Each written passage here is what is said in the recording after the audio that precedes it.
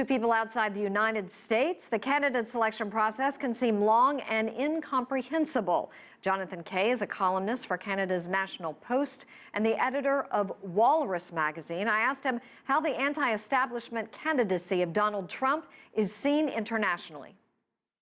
Well, internationally, I think maybe they're less concerned that he's anti-establishment than he seems anti-internationalist. Often he seemed protectionist in his outlook.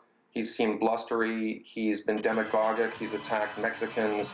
He's attacked Chinese trade practices. He's attacked Muslims, of course. So I think, like people in a lot of countries around the world, we're concerned that he's going to be very parochial, very inward-looking, and very unreliable, perhaps, if he becomes president, and will have a much more unpredictable American foreign policy.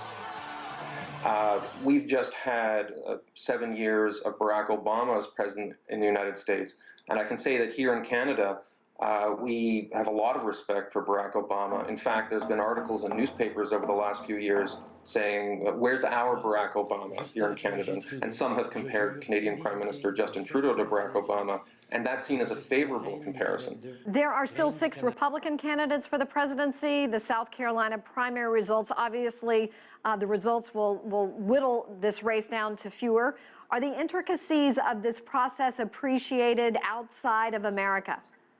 I think outside of America, including in Canada, a lot of people don't understand the primary and the caucus procedures. They just sort of follow the polls and the horse race.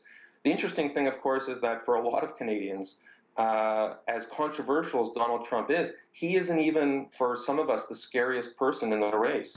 A lot of people are even more alarmed by some of the things Ted Cruz says. His comments about carpet bombing sections of the Middle East and things like that, and his open call to an almost theocratic style of Christian governance. So in many ways, 3 or 4 months ago, many of us were alarmed at the prospect of a Trump presidency. There are some of us now who would be even more alarmed by the prospect of a Ted Cruz presidency. On the Democratic side, the 2-horse race for the nomination between Hillary Clinton, someone everyone is familiar with, and the anti-establishment figure Bernie Sanders. How are people reacting to Bernie Sanders' candidacy? Bernie Sanders' candidacy, I think here in Canada, just as in the United States, as recently as a couple of months ago, people saw it as sort of a novelty. They saw him as a long shot.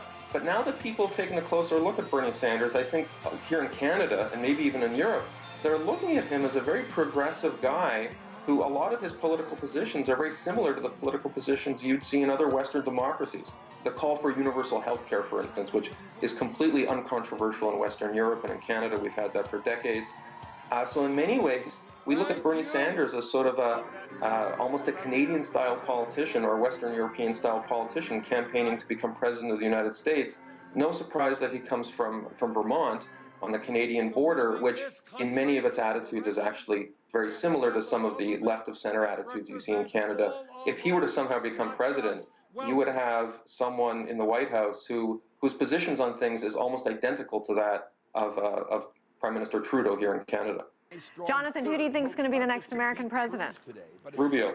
He's the guy who, if you close your eyes and listen to him talk, he's the guy who sounds the most what kind of, in a Hollywood movie, you would expect a U.S. president to look and sound like. And I think sometimes that is how people pick their leaders.